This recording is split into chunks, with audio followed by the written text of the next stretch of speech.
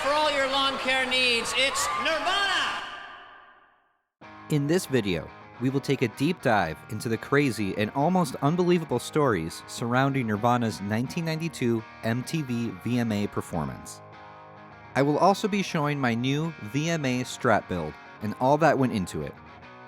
But before we talk about what happened at that show on September 9th, 1992, here is some context. In 1992, Nirvana had become the biggest band in the world and ushered the way for grunge to take over the mainstream. On January 11th, Nevermind topped the Billboard charts, knocking off Michael Jackson's Dangerous from the #1 spot.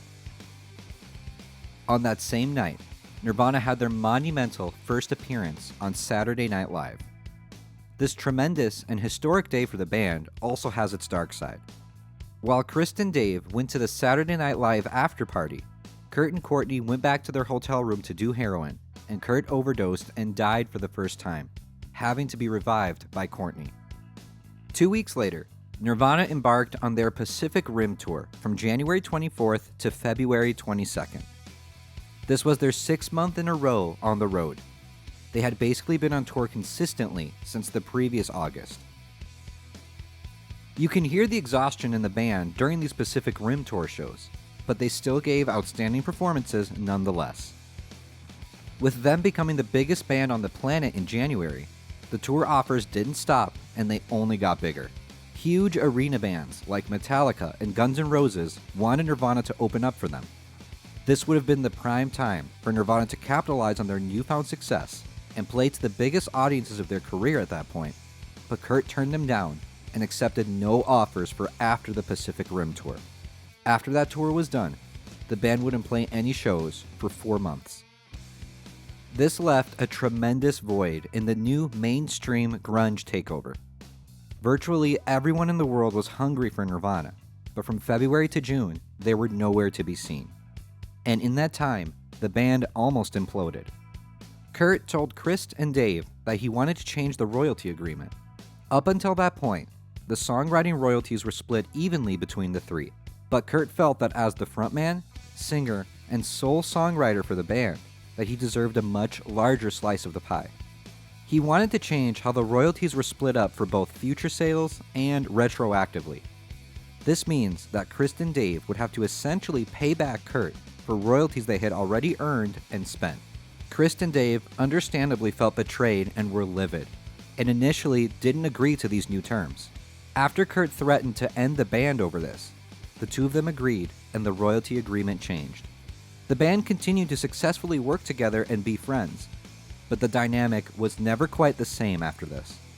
In June and July, the band finally returns to the stage, playing a handful of festivals in Europe. Then, on August 19th, Kurt and Courtney's only child, Frances Bean Cobain, was born. During the pregnancy, Vanity Fair published an article which alleged that Courtney had used heroin while knowing she was pregnant. This, on top of Nirvana's worldwide success, turned Kurt and Courtney into tabloid celebrities.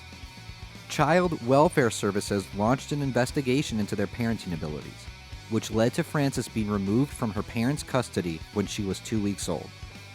12 days after her birth, Nirvana headlined the 1992 Reading Festival, in what is widely regarded as one of their most important and greatest shows. Rumors were circulating that Kurt was too strung out to play or even dead. People were guessing up until the minute they went on whether or not they were actually going to show up. But they did, and delivered a historic comeback performance. This all sets up the stage for Nirvana's performance and appearance at the MTV Video Music Awards 10 days later on September 9th, 1992.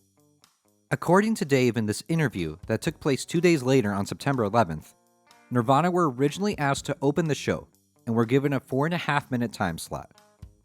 MTV wanted them to play Smells Like Teen Spirit, but the band refused and instead said that they would play 2 new songs that would fit in the time slot. MTV initially agreed, but they did not like what they heard when Nirvana soundchecked to the then unrecorded and unreleased songs. They particularly did not like the song Rape Me. They told the band that they could no longer play these new songs and that they needed to play a hit or else they would be taken off the show. Nirvana refused and said that they were fine with being taken off. MTV then took it a step further, threatening to fire a friend of the band that worked at MTV if they did not stay on the show and play a hit.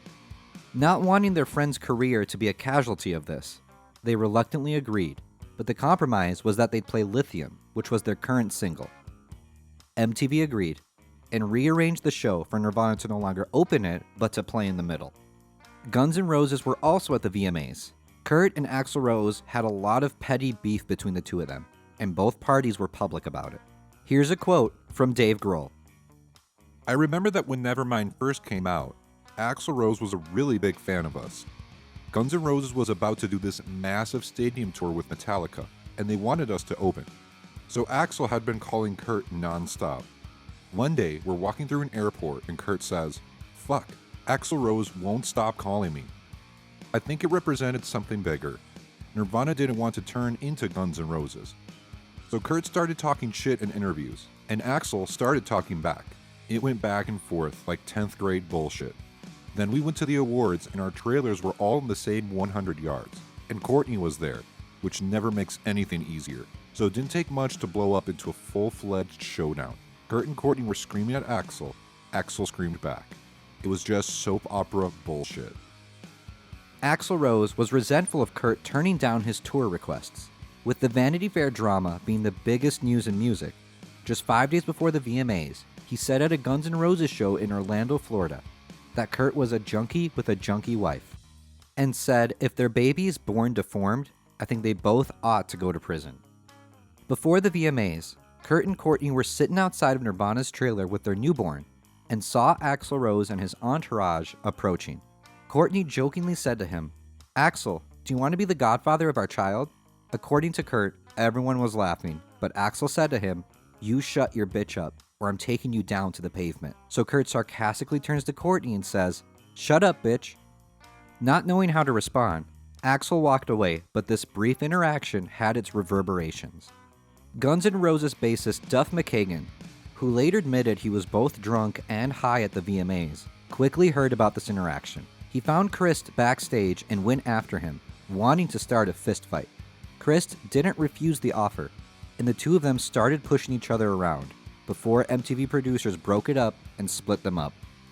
But just to clear things up, present day, things have been patched up and are cool between the two iconic bassists. Just check them out here, jamming to Sweet Child of Mine.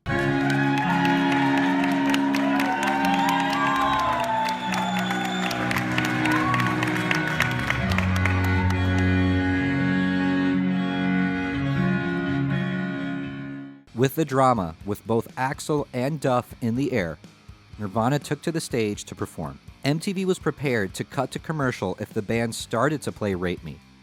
And of course, Nirvana did just that.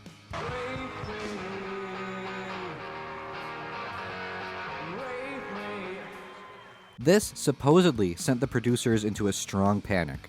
They had their finger on the cut to commercial button when Kurt stopped Rape Me and then went into Lithium.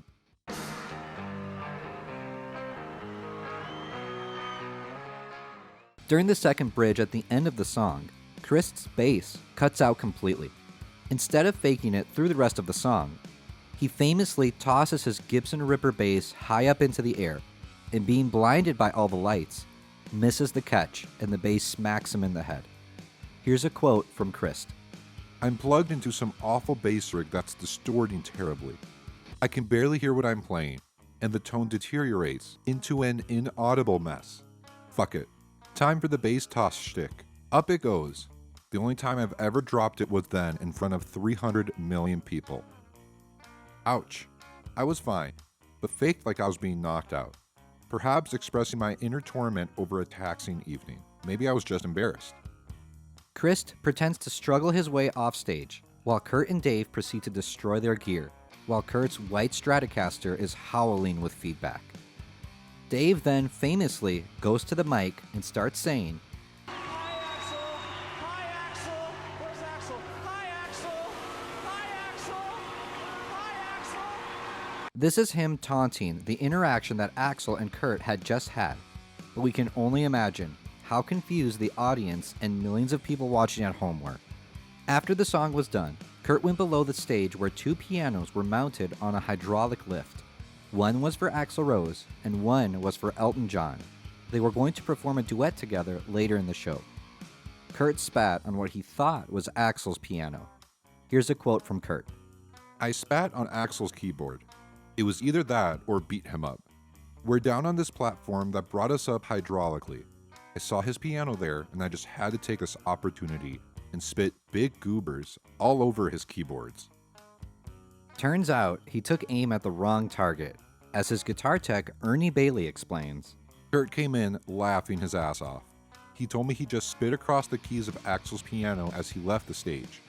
So we're laughing about that, watching the ceremony on TV, when these 2 pianos come up and Kurt goes, "Oh fuck, I spit on Elton's piano by accident." I'm not sure which was funnier, Kurt's horror at what he had done, or the sight of Elton John hammering away at that piano. As for Christ, after the song, paramedics showed up to treat the cut on his forehead. After that, Brian May of Queen found him and gave him a glass of champagne in the bathroom. Moments later, Dave bursts in. He had been running around looking for Chris to see if he was alright, just to find him drinking and having a chat with Brian May. Chris has a scar on his forehead from that toss. This is one of my absolute favorite clips of him. Him in 2020 with that same bass and showing where his scar is. Now, let's talk about the guitar Kurt used at this performance. It was one of his 2 white Fender Stratocasters with Seymour Duncan hot rails in the bridge position.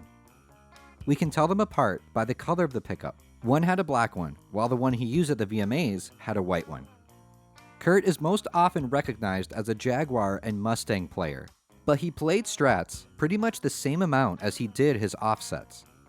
He had 4 different Strats with hot rails.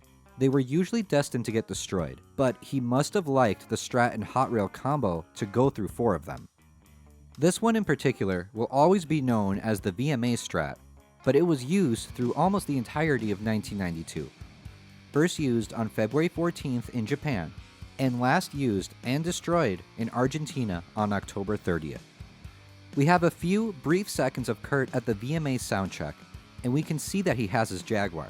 Now, this is me completely speculating, but maybe he soundchecked with the Jaguar when he thought he'd be performing Rate Me, and after all the drama with the MTV producers, he maybe decided he was going to destroy the gear. Not wanting to smash up his Jaguar, he instead brought his Strat out for just that purpose? The Hot Rail Strats did seem to be his go-to for stage destruction, as seen on their first Saturday Night Live appearance and at Reading 92. So in a nutshell, this was a stock Fender Strat, aside from the hot rails. Objectively, it is a pretty plain and simple guitar, but I've always had a thing for white on white Strats. For some reason, they just look really elegant and classy to me. This is my favorite Kurt Strat after the Vandalism Strat, because of its looks and because of its use in my favorite performance of Lithium. After Chris Storr sent me one of his Paramount Vandalism Strats to review and use in my videos, I found myself with 2 road-worn Vandalism Strats. The one he sent me, and my original one that I made from my first guitar. I didn't see the point in having 2, so I took my original one apart to build a new Kurt Strat.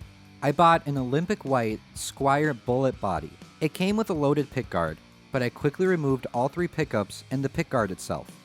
I used my Vandalism Strat's neck and Tex-Mex middle and neck single coils with this body. I got white hot rails and a custom pickguard for it. The pickguard is just like the one on Kurt's, 8 holes and 1 ply. This is the first guitar I put together 100% by myself. Prior to this, I had only switched out pickups and bridges. I am super proud of this one, and I'm not sure if it's just a strong honeymoon phase, but it's quickly becoming one of my favorites. I've always loved this neck, but the hot rail and Tex-Mex combo is just too good. I love all the tones I've been getting out of it. The Tex-Mex pickups are lush and full for cleans, but the hot rails sound huge on distortion. This one may have the VMA look, but I'll be using it for various hot rail Strat Nirvana tones. Thank you so much for watching. Follow me on Instagram at Nirvana Guitars, and subscribe and check out my other Nirvana Gear videos right here on YouTube.